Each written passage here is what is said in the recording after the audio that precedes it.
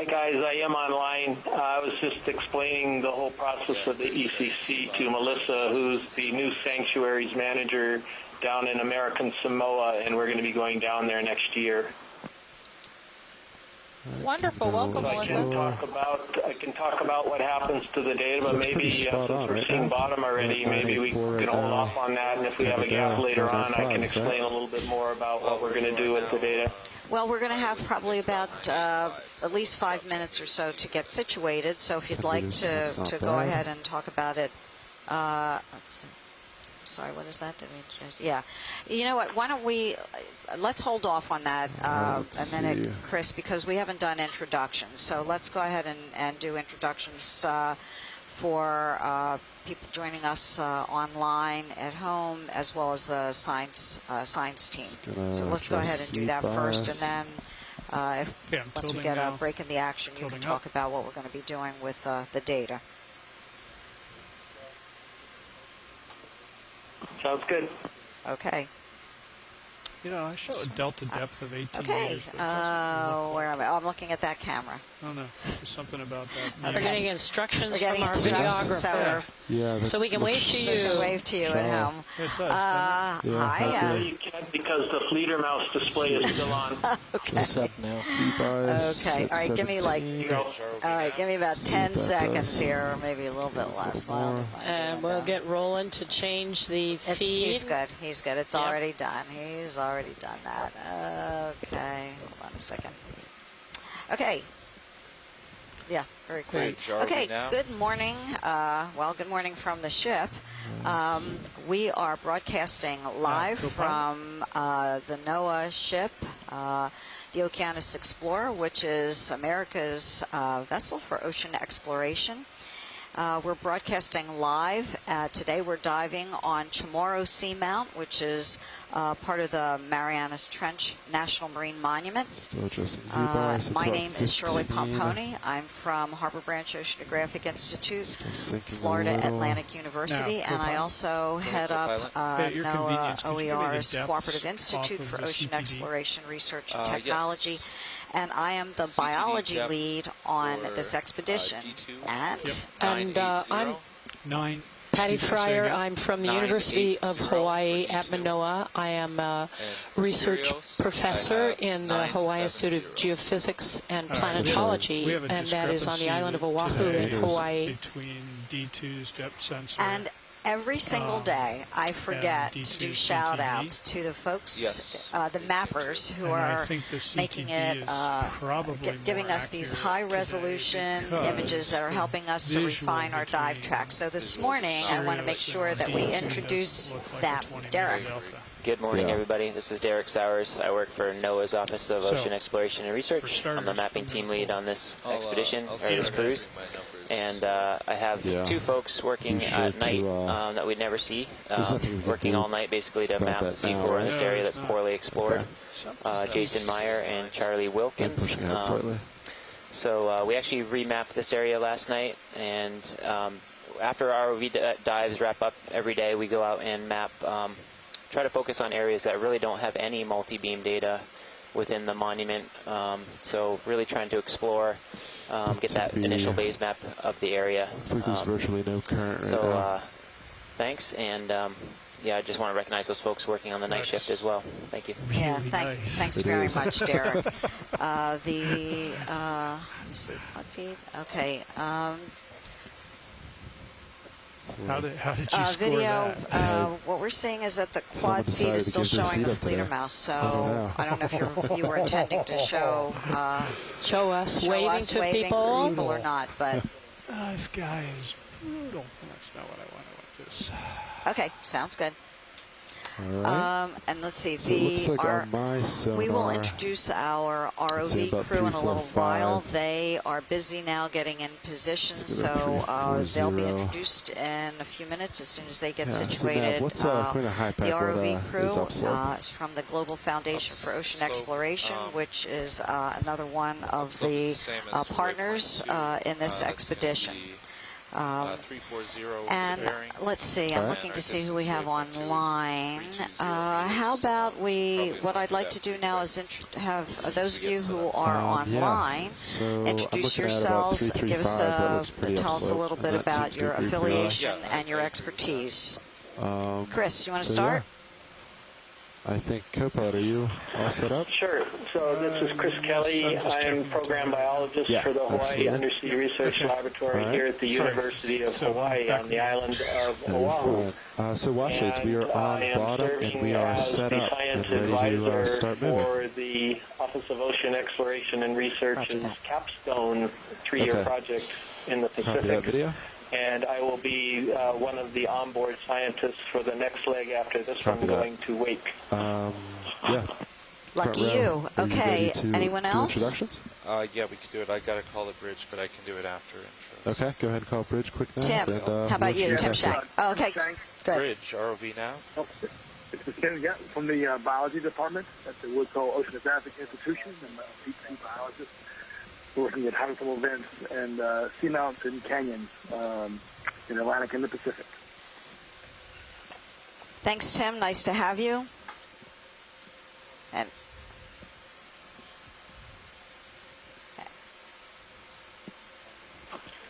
this is Bill Clancy. I'm a cognitive scientist at the Institute for Human and Machine Cognition. I've been working with Harbor Branch Oceanographic Institute for some time. And I'm visiting the University of Hawaii ECC this week, doing an ethnography of our collaboration. And we call that socio-technical analysis. So we try to understand how the technology and the people work together, and how that affects, brings about the high quality of the scientific work.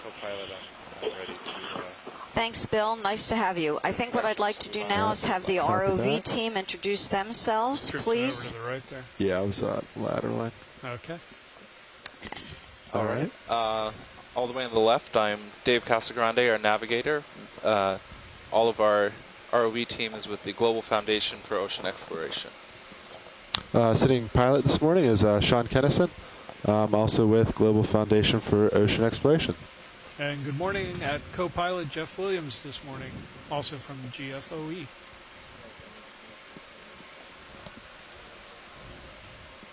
Yep, that's fine. Go ahead and do that. Go ahead, Dave. We have some trainees on board. Yeah, training a co-pilot beside me here is Don Liberatore. And I'm Dave Casagrande as navigator, actually the trainee, and the expert to my left is Levi Unuma. And our videographers. I'm Tara Smithy. I'm clipping for a video this morning, also with the Global Foundation for Ocean Exploration. Welcome. And hidden in the corner is Roland Bryan. I'm the video engineer you hear probably way too often, and I also work for the Global Foundation for Ocean Exploration. Okay, do we have any more shore-based scientists who would like to introduce themselves? Pilot, co-pilot, as soon as you want to start moving up the slope, let me know. Copy that. I think they're just finishing up with introductions on the shore. Great. And then we probably start moving after that. Yeah, let's go. Okay, and I know we have Asako Matsumoto from Japan who is joining us. So I think probably do a series of smaller moves, right? Okay, we are ready to begin our dive. We are, and we have set down here on the upper flank of submarine volcanoes. So what you're looking at in the field of view is a whole bunch of volcanic clastic material, and that's just broken up pieces of lava that have erupted from this volcano in the past. We have in the dive yesterday, if folks watched that dive, we basically just saw two different types of volcanic products. One was a coarser volcaniclastic material, such as what we are looking at now, and then the other was a very fine and layered accumulation of tiny pieces of ash. In other words, glassy fragments that occur when an explosive volcanic eruption takes place. Yeah, here, I'll put lasers on and then you can just... That'll be fine. The settings going to be great for that. Okay, great. Let's get our first move in then. It's going to be 30 meters. Sorry, video. Bottom right hand corner. Bottom right. Sean, you probably want to come down a lot more. You're up 9 meters off the floor. Range 30 meters, bearing 320 at 0.2 knots. So we're at a depth of about 984 meters. And the remotely operated vehicle, you hear us call it the D2, is about 7.5 meters off the seafloor. So the pilots are getting set up, getting into position. Move initiated now. And we will start in just a moment.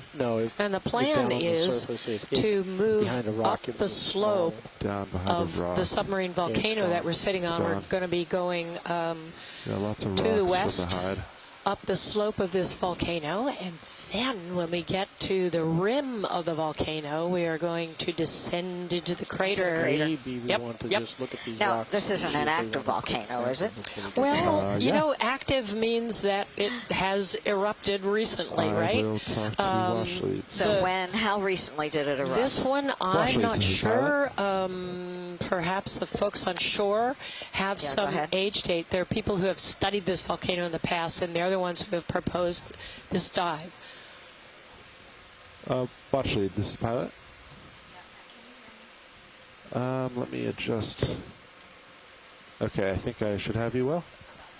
Yes. We're adjusting volume communications between our so we just got on bottom and there's lots of rocks. I didn't know if you wanted a sample at all or if you just want to start moving. To the pilot. Yes. Okay, geologists on shore. We have had a comment from our pilot wondering if we want to collect a rock here since there are plenty of them. Copy that video. Usually what we do is try to accommodate people on shore. The scientists on shore are experts in aspects of each of the dives. And this is a collaborative effort. So any samples that we pick up are going to be archived on shore and will be available to the entire community to request. The rocks go to the Oregon State University in Corvallis. So, Patty, I think I'm not sure that there are any geologists on yet. So it looks like this is going to be your decision on behalf of the executive decision. All right. On behalf so of the community. What we're looking for is something with glass, and I actually think maybe we should wait a little bit. Go up a little further. Don't want to wait too long. I mean, anything can happen on a dive. Right. And generally what we do is we do try to pick up a rock pretty early in the dive. Fish left corner. But these look... collecting a rock, there's a fish in the upper left corner. It'd be great if we could get a quick image of that before we move on. So we're going to start moving any second. You can see his tail right now. Yeah, pilot. Fish, top of lasers. Yeah, pilot, we're actually on the move already. Chris we have about, asked that there's a fish in the upper right somewhere. I actually don't see it, but he does. Top right.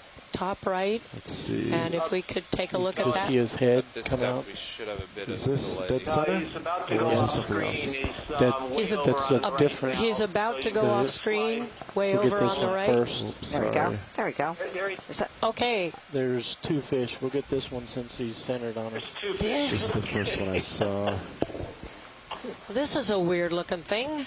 I haven't seen anything like this before. It's not a rat tail. Really long tail. It doesn't look like the rat tails I've seen at depth. No. You know, in the trench area, you do see rat tails down deep. This is something different. Is Bruce on the line? Or Chris?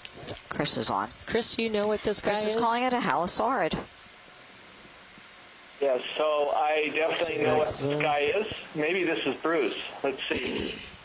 Copy that video. Tilt it down. This is Debbie. I'm at the IRC. Debbie, all right. Just stepped out, but he'll be back in a minute.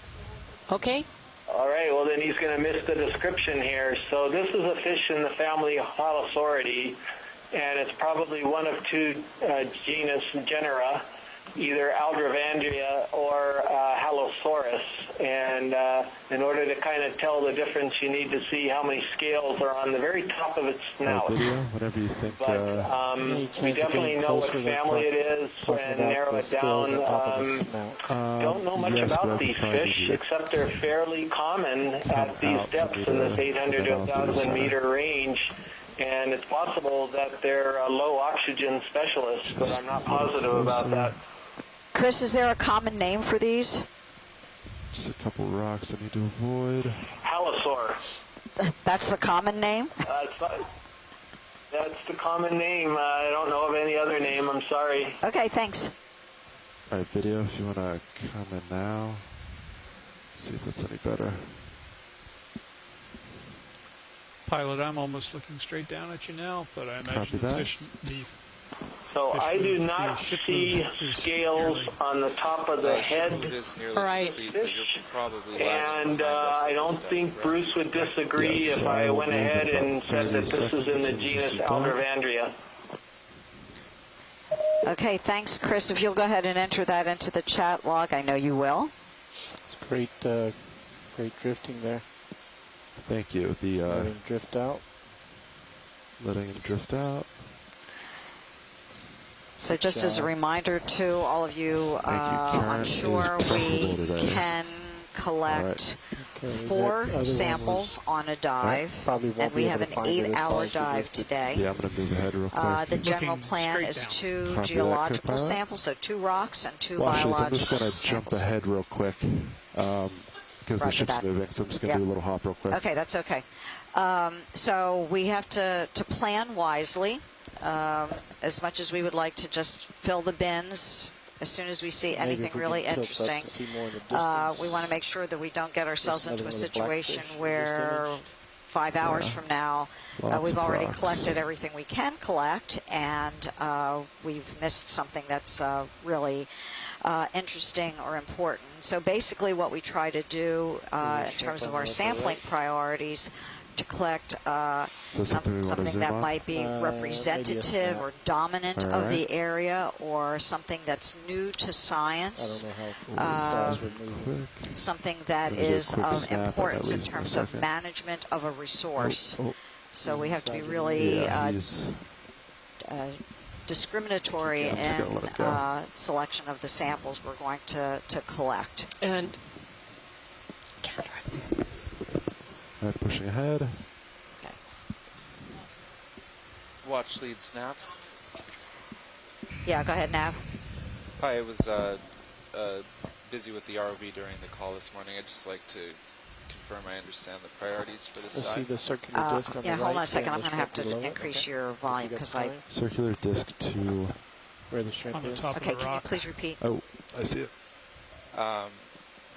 Yeah, let me get Let's do the shrimp first. Yeah, I'd just like to make sure I understand our priorities for getting around on this dive. All right, video, go ahead. Basically, we want to move towards our towards our next waypoint. But since we have relatively long dive, we want to be able to proceed along the bottom, make sure we document the geology and the biology. Yes, in particular with timing, I believe we want to spend a lot of our time between waypoints 4 and 5 at the bottom of the crater. Is that correct? Is that? Do we want to tilting down?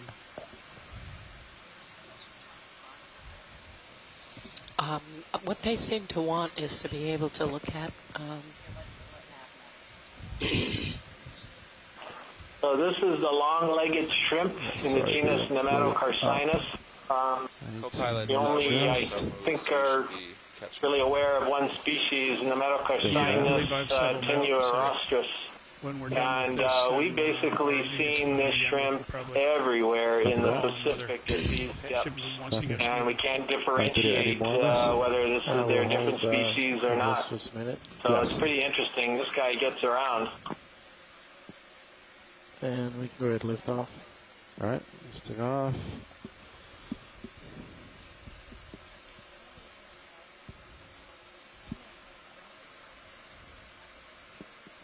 And they're looking for something that's in place, and I suspect that's going to be more likely near the summit of the volcano. Probably what we should do is aim to collect a sample part way up this slope, somewhere between where we started and the first waypoint, which is at the summit, the rim of the crater, and then something inside the crater. Thanks. Some micro octopus. Okay.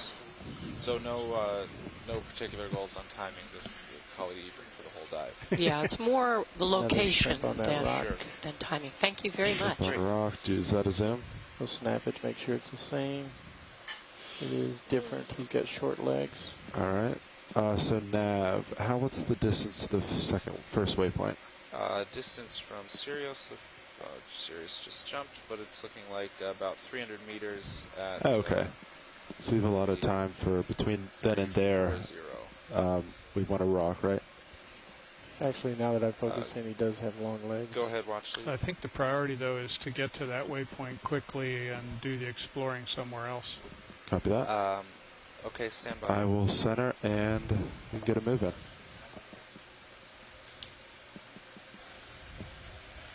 Pushing ahead. Most of what we're seeing in terms of the rocks on the surface here look as if they are talus or broken up fragments of rock that have fallen down the flanks of the volcano. These volcanoes do, in fact, produce very violent eruptions and spew out lots of broken up pieces of rock as well as ash, and have violent eruptions like what you would expect to be similar to Mount St. Helens, but underwater. Rotating right. Pilot, do you see the fish? Oh, yes. I don't know how I missed it. Wow. Nice big guy. Oh my gosh. Yes. Nav, he's stretched out. You can go ahead and do video. Start the move. I'd actually like to do more like 340. I'm not sure how I got 320 before. Waypoint 2 is at 340. I agree with that. That's the direction I'm pointed. So he's right in the middle of that. Debbie, better go get Bruce. I'll go ahead and call that in, or do you want to stay here? Video, I'm following. I'll do my best. He's 20 meters ahead so of me. I can tell the family on this one. This is a Cuskiel and the family Ophidiidae. Correct me if I'm wrong, Dave. And the lateral line has got the very dramatic black lateral line scales there on it, which I think will be very helpful in its ID. Right off the bat, I'm not so sure I know what this one is. Ship move 30 meters bearing 340. Wow, I wish Jeff Drazen were watching on the dive here and could call in. Jeff Drazen at the University of Hawaii is in the oceanography department, and he is a fish maniac. One of my best buddies. Okay, thanks for that, Dave. I see where are the real experts when you need them? Where are they? They figured this was a volcano dive, and there aren't going to be any cool fish. Probable holothorian. I was at sea with Jeff in 2014. We were diving in the Serena Deep, which is the second deepest point in the world's oceans, and was in the Mariana Trench, in the monument. Move forward also. Copy that.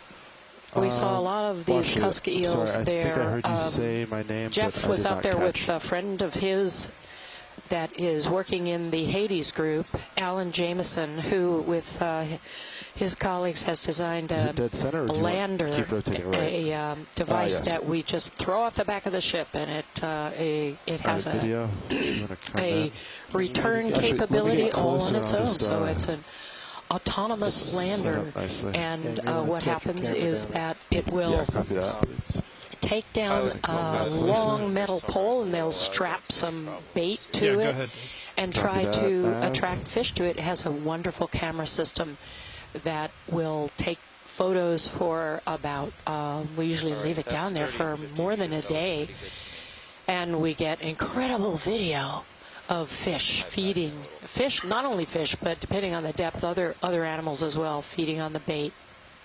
So for those of you on shore, we have this is kind of a delicate dance going on out here. We have, yeah, I know. I was just looking. Ooh, is that a holothurian? I don't know. No, I don't know for sure. You guys are the experts.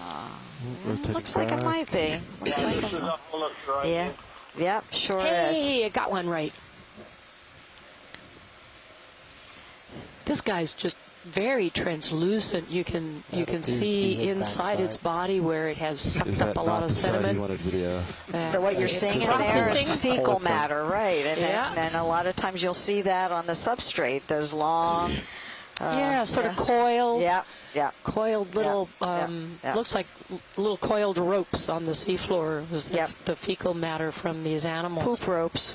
Okay, poop. I wasn't going to say it. You can say it, Shirley. You can say poop. You're okay. a biologist. You used a 4-letter word. It's all right, if I say poo, it's only 3 letters. Well, you know, nature is nature, and nature does what it does. So we're there are a lot of conversations that are going on here. So sometimes those of you on shore will hear us talking to the navigator or to the pilot or to video, and sometimes we have to interrupt each other, and we interrupt you on shore as well.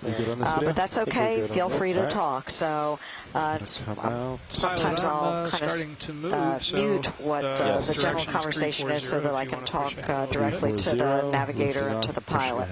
Yes, and we have about yeah, it's really a good idea for folks on shore who may know exactly what these animals are that we come across to describe it as we're zooming in, because all of these images that you see are entirely available to the public.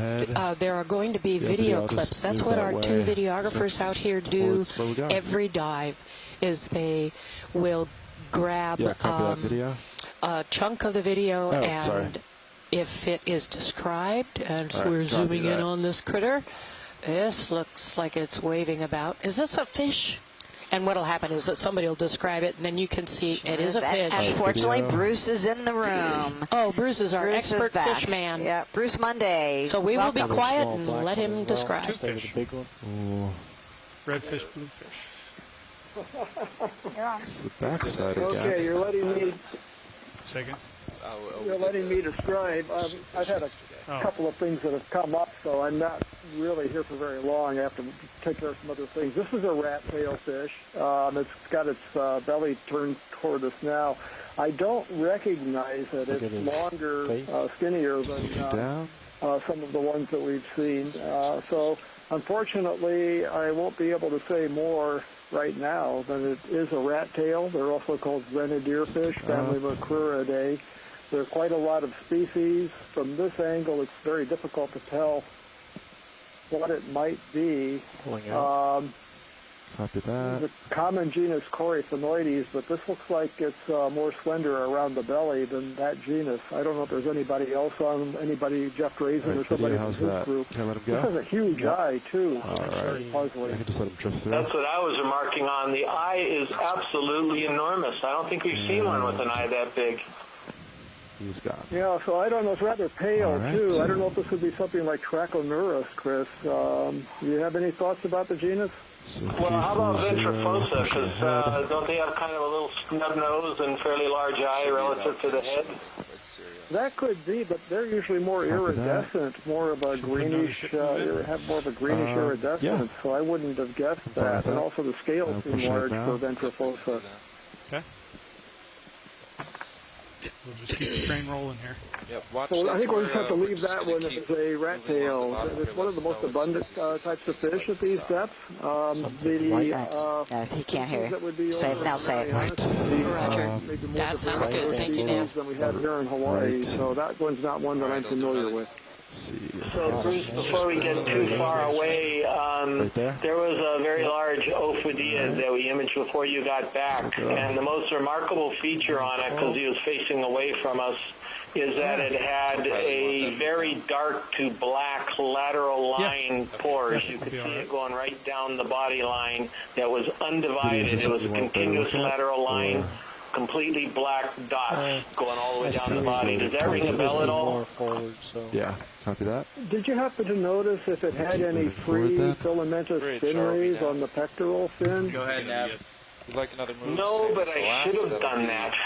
Didn't occur to me. I was so fixated on looking at the lateral line. I should have, Bruce. All right, repeat of ship move 30 meters, bearing 340 at 0.2 knots. VICROLENE that has that dark lateral line in some of the species. It has free pectoral fin rays, kind of like the moai, the polydactylus that we have in shallow water. But it could be something else, too. I'll have to see if there's something on Facebook later on. Unfortunately, I have to take care of some other things right now. I've got a couple of things that came up administratively here that are going to take me away for another... Do you think okay, thanks. The discrepancy we saw in the thanks, Bruce. Is still valid, so D2 is shallower than the Perro is reporting? That's certainly my feeling. Do you want to check again? Yeah, I kind of... Hey, Scott, we saw a little, was it a tiny little coral? This is 969. And visually, I agree with the CTD. Scott France has just joined us on the chat. And Scott, you want to introduce yourself? Something went wrong with zeroing it at the surface. There's no adjustment that can be made. No, I don't think there is. It's interesting that that's more or less exactly 1 atmosphere.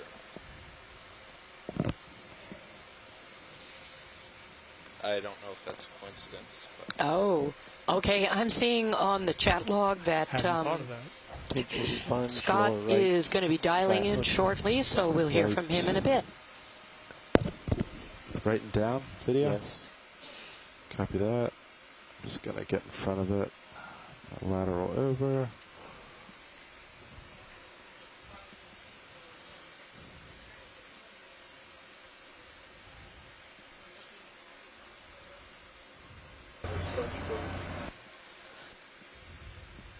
We are going to be zooming in on a sponge. Oh. 1 sec video.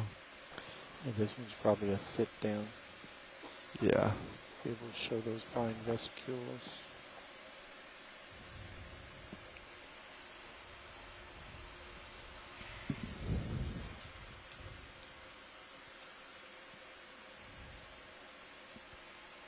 Oh, drifting backwards. 1 sec video. Alright, video, I think I'm stable. If you want to come in.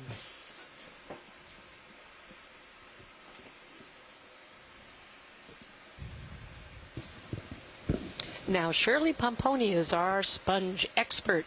She has had to nip out quickly to get herself a glass of water because we're on these dives for 8 hours straight. And we're not allowed to bring water into this, into the ROV operations room here because there's so much electronic equipment. If some fool were to spill something, something's going to short out. There's a fish behind you, but this certainly looks like a sponge. Film on the left-hand edge seems to. I'm not sure if it's over the entire surface, but at least is on the left-hand edge. You can also see it in the background of the second sponge.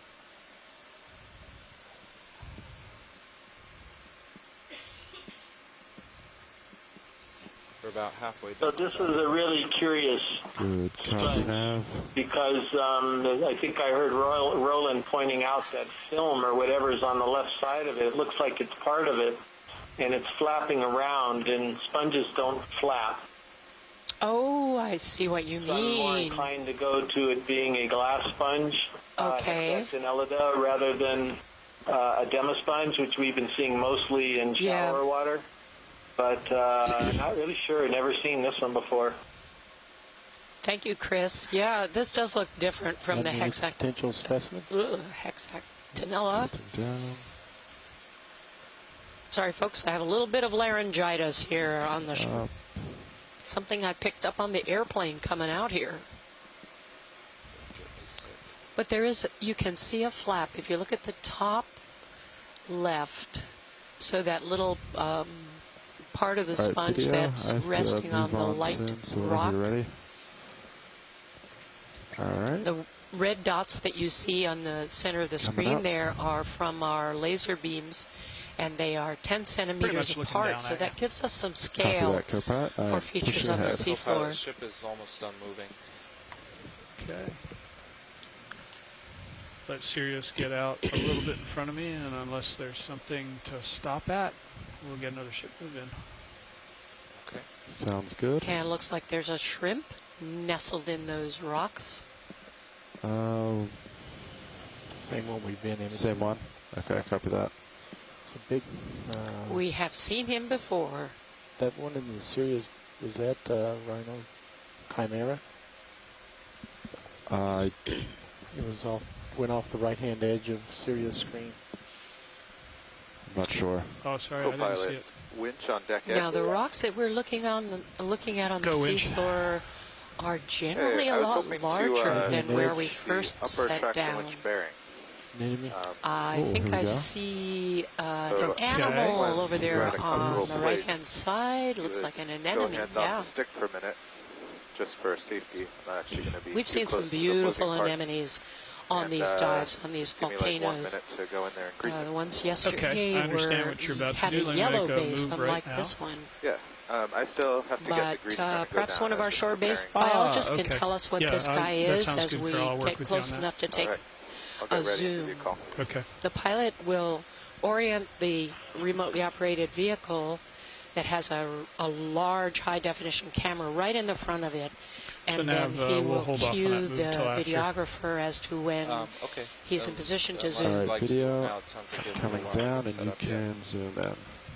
Here we go. You can spot from a mile away. Very, very distinctive. It's Actinernus nobilis, and that sort of white straight down at him. And the top with the brown tentacles is very distinctive. There's nothing I know of down here that's like it. So as soon as that came on screen, I was able to recognize it. Beautiful, beautiful anemone, huge, as you can see by the lasers. But it's great to see one of these. Really beautiful. So they Hi, Patty. This is Scott France joining the line. Oh, hi, Scott. You asked me to introduce myself. So I'm a deep-sea biologist at the University of Louisiana at Lafayette. And while we're looking at this anemone, I think I see just below some very small stick-like things that are probably carnivorous sponges, cladorized sponges, and I thought one of them may have had an amphipod on it. You just made Shirley pop up out of her seat. Co-pilot. Yep, because I stepped out of the control room for a few minutes, and of course that's when we started seeing sponges. So let's look below. Oh, to the left. At you mean just below? Just below the anemone, Scott? Okay, I'm off stick. All yours. All right, I heard watching something to the where left. the left laser dot is, you'll see there's some white. Left laser dot. Yes. Look like brittle arms. Right where the left laser is. Down and left. Those sticks, I think. Oh, in the shadow? Is this, do you think that's in the little crevice in the shadow below the anemone, Scott? All of those sticks. I see. Oh, okay, I see what he's looking at. I see it. It's on the left of the screen. There's several little stick-like things waving back and forth, and one of them appears to have looks like a copepod maybe attached to it, or two copepods, and I'm wondering... Yeah. I can't really tell right now. No, I see what you mean. Maybe cladorized sponges, or those could be amphipods with their tubes. I have to wait till we get a little closer. I don't think they're sponges, but we can take a. I don't know if we can get a closer zoom on that. As close as we can get. Is it possible to get a closer zoom on that? Watch this. I can get closer. Yeah, I agree with you now that these are not physically move a little closer. Now that we have a close look, we can see several of them. So those are amphipods, and I wonder if those are tubes that the amphipods have built, ship is possibly? stopped, correct? That's correct. Oh, interesting. Several of them. For a little bit, Wow. they're doing some maintenance on it. What the pilots are doing right now is they're going to reorient themselves a little bit down, that'll give us and try again for a closer view.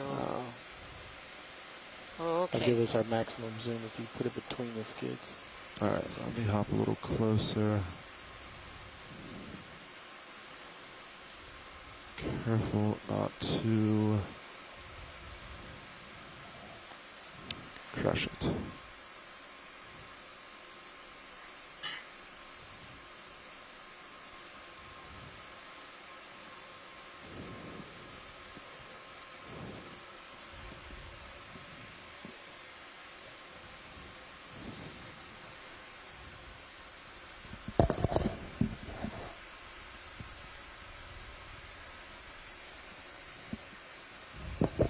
Alright, video, if you want to come in.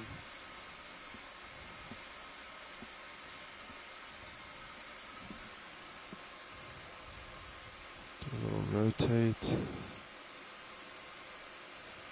So Scott, do amphipods build tubes? Okay, co-pilot, all clear. Yes, there are some amphipods that build tubes. Winch. Find the one in the near field center. I go into the amphipods.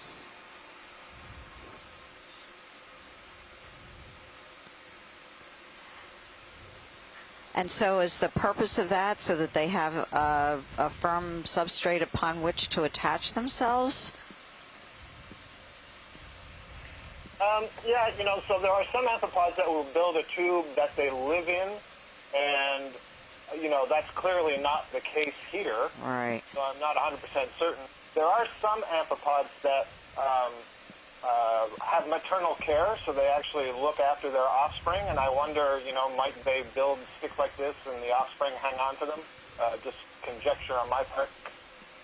Yeah, this is very cool. I've never seen this behavior before. It looks like there are a lot of these sticks, these tubes in this area, and with different sizes of the amphipods that are attached to them. This is really interesting.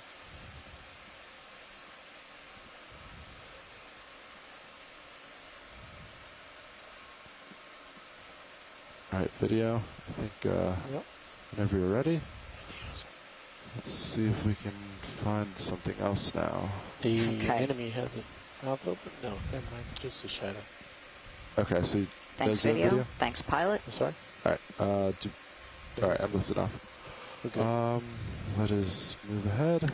I'm looking straight down at you, so... Copy that, co-pilot. Push ahead as much as you like.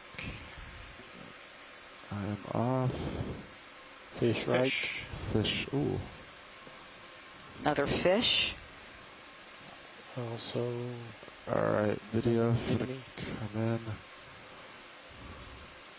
Let's see if we... Oh. So, co-pilot will wait for him to get out ahead of you again and start moving? Yeah, once we're comfortable that they're Those lasers are 10 centimeters or about 4 inches apart.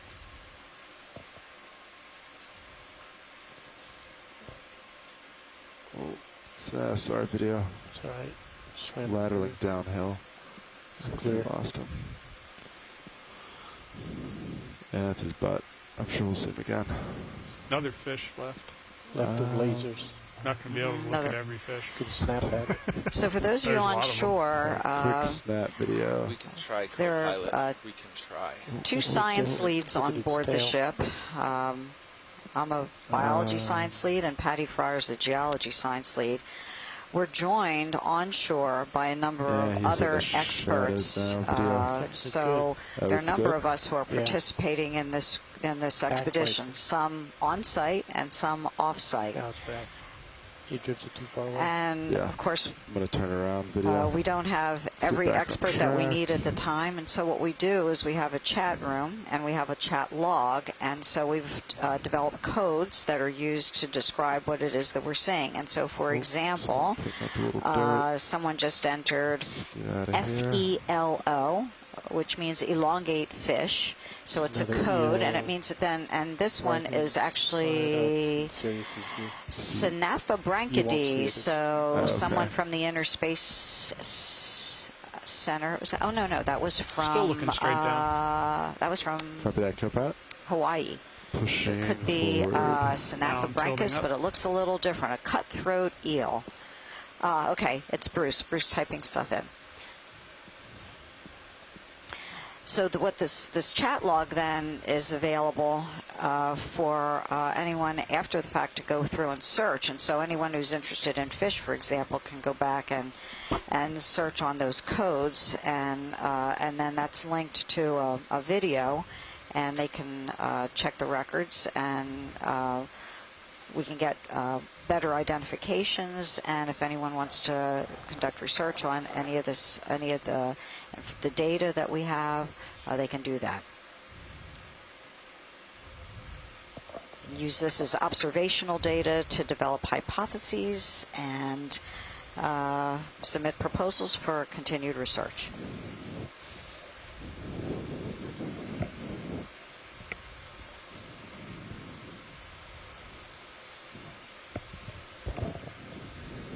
Nav, what's the total distance of this dive today? Total distance, stand by. That'll take me a minute. Okay.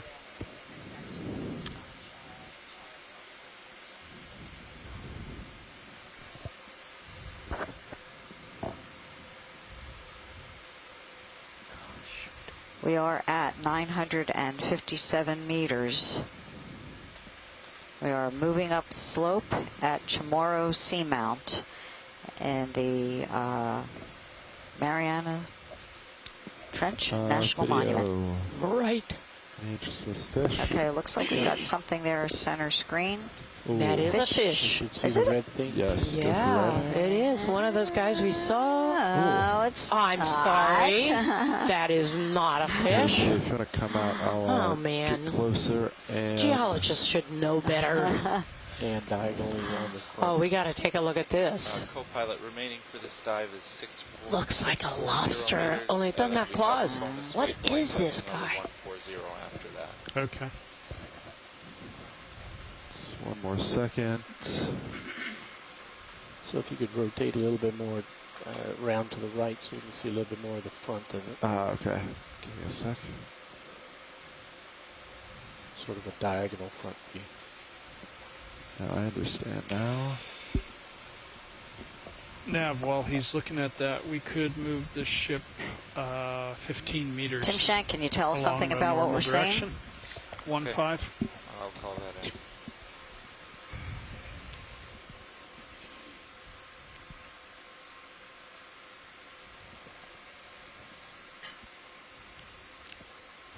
One sec video. Okay, so this is a crab. ROV nav, zoom in and get a closer look at it. Hey, buddy, we'd like another ship move. 15 meters, bearing 340 degrees, 0.2 knots. So I copy 15 meters, 340 degrees. My video, if you want to come in. Good copy, thank you. Oh, there we go. Okay, I was going to say it's a little tough for our ROV pilots to position the ROV if the ship is far away.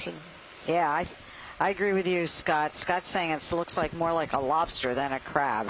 That's what I was wondering. Yeah, I know. So we have comments coming in. Yeah, looks like more like a lobster to me as well.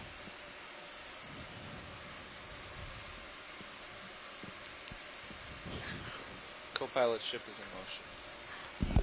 Thanks, Nav. Just pan down his body. Copy that. You see a little claw, thin claw there.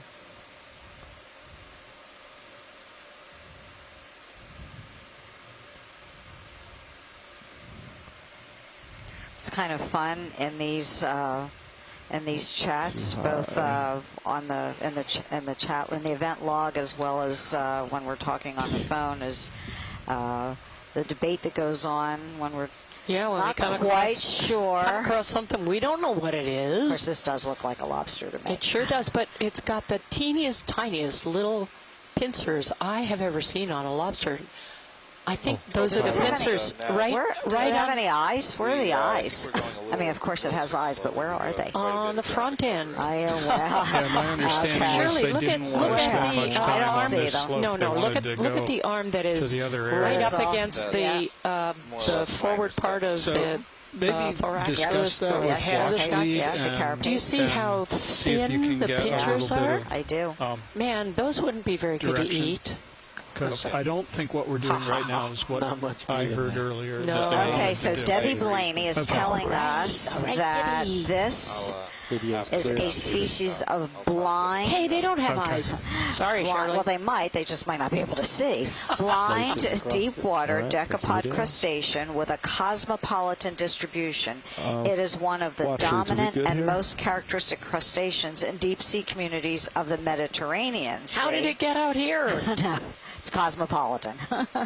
So Washley, are you good with cosmopolitan means that it is widespread. Sorry, I couldn't hear that. Washley, I just wanted to make sure you were good with this specimen. We're just going to move on if that's okay. Yeah, it's fine. All right. And Watchley's nav, I think we're falling a bit behind. We do have quite a bit of distance to cover, so if it's all right with you, we'll try to pick up the pace a little bit. Good idea.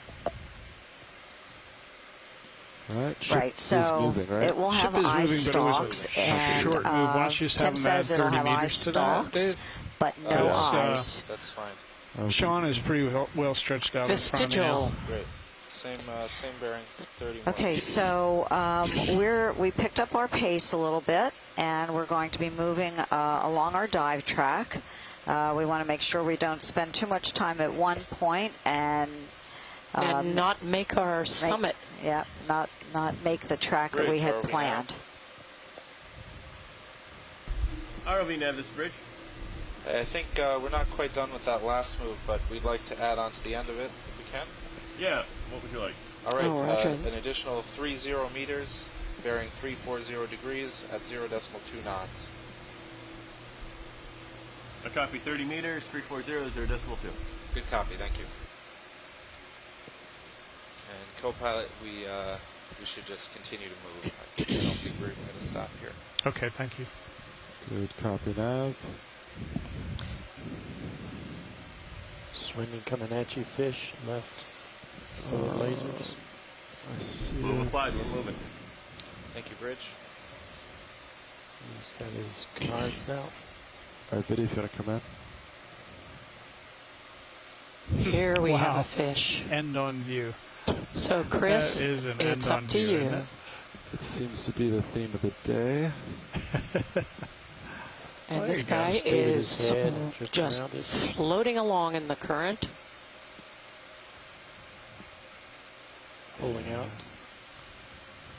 It's gonna float. Let's see if we have an ID on this fish. I'm waiting to hear from Chris Kelly in Hawaii. I think Chris is out. Chris is out right now. Chris is out at the moment, and Bruce is out. Gonna leave it. Bruce is trying to... Bruce said he had a bunch of things to take care of on shore, unfortunately. But he'll be able to look at it. That's the cool thing about this wonderful high-def video. Oops, somebody's speaking on the line. We will not be stopping above you. Who was that? Copy that. So we've, what, 30 meters left? I just said that Bruce is out right now. Probably Okay. now. That's Gotcha. an additional 30. But I'm sure Bruce will be able to get an ID on that. That is a great thing about having such high-definition video, right, Shirley? That the folks on shore sometimes can, just with the video, be able to identify the genus of the species, sometimes even the species, right? So, Patty, tell us, that's true, for some of these organisms, for sure. Tell us a little bit about what we're seeing geologically here and you know, why we selected this site. Yeah, the folks who proposed this site are Sherman Bloomer, Mary Jo Browns, thank you very much, and Bob Stern. Bob Stern was the principal writer of the proposal. So everybody on shore has a chance to write proposals to go and dive in places on these cruises. And actually, this one has no known historical eruption, but there was a dredge. Is this what we saw? Hang on, folks. We have a fish. This looks like the first one. Yep, sure does. Whatever the first one was, this is the same guy. Not the same individual, but the same type. All right, video. You saw him. So the way these dive sites are chosen is that once the expedition is planned, that the site at the general area, in this particular case, the Mariana Trench National Monument, the scientific community is invited to submit. Well, first invited to a general chat. We all get together. Anybody who wants to join can join. The announcement is made of where the vessel is going with the ROV, and then the NOAA folks arrange for a broad community chat, and everybody calls in and we discuss various and sundry possible dive targets and their various merits. And then individuals will send in a whole bunch of proposals, and from those, the ones that we're actually going to dive on are selected. Rock left of lasers. So this area is one where there was actually one dredge hull, and that's just put a big chain bag with an opening metal frame around the top, and go down and collect some rocks from the seafloor. Apparently, this particular volcano had rocks of a very unusual composition with respect to all the other volcanoes in the island arc. This one had a very high silicon dioxide component in it. Is that a different rock? Yeah, looking at there? That probably is an altered and different rock. Yes. Yes. The morphology of this rock is quite different from others. It looks as if it was coated with volcanic clastics. So the current expedition is part of a 3-year campaign to address the Pacific Monument Science, Technology, and Ocean Needs. So it's called Capstone. And the goal is to address the fundamental need of the resource managers for this area, for these monuments, to better understand the deepest parts of our nation's marine monuments. We have many partners who are involved in this expedition. In addition to NOAA's Office of Ocean Exploration and Research, which designed and is supporting this mission, we are also joined in this effort by NOAA's National Marine Fisheries, the Marine National Monuments Program, the Deep Sea Coral Research and Technology Program, and NOAA's National Center for Environmental Information. In fact, the University of New Hampshire Center for Coastal and Ocean Mapping is also a partner helping to fund these. And we have University of Guam. Folks in Guam are watching this. In fact, in Underwater World in Guam, there's a big screen, and some of the local residents are sitting there watching as we dive. Let's see, white. And of course, all of the folks that you're hearing on the phone line who are calling in and helping us to describe exactly what it is that we're seeing are also our partners. So unlike a typical expedition might be, something that Patty and I are most used to, where it's a single scientist or group of scientists who propose the dive. Ooh, wait, let's take a look at that. Oh, weird critter. I think that's a siphonophore? No, I think it's a sponge. It has an opening up at the top, though. Yeah, I think this is a sponge. Do you see the the little spikes? Scott's turning around and looking at me. He doesn't think it's a sponge. You don't think it's a sponge? Closer. Oh. Let's do a little hop. Yeah, if we can get in closer and look at that. ROV now. We haven't seen anything like that. 30 meters, bearing 340 degrees, 0.2 knots. So little spine sticking out of the surface of that critter. Thank you. What are those called again, Shirley? Spicules. The spicules. Thank you. This is different. Yeah. Yeah, watch the pilot. Yeah, definitely. If we can get in and get a closer look at that, please. Yeah, and for you folks of you at home, those two red dots are from our lasers, and they're 10 centimeters apart, and it gives us a scale. Oh, that's very cool. Rotating right. That's very cool. It has. So this is a tubular. Wow, what is tubular this? Sponge. And. Wow, that's very cool. It's got a little white, I forget what those little guys are on the left-hand side. I can see its antennae or feelers or whatever those are. Yeah, it's got a copepod. There's a shrimp in the upper right, it looks like. Yeah, it looks like is that a copepod? Might. It's an amphipod. Oops, I heard somebody on shore say it's a what? I said amphipod is the word that you were looking for. Thank you. Amphipod. Scott, I'm so busy looking. I'm busy looking at the sponge here, trying to figure out what it is. No, he was correcting Patty. Cool. There are a few sponges that might make these kind of have these siphons.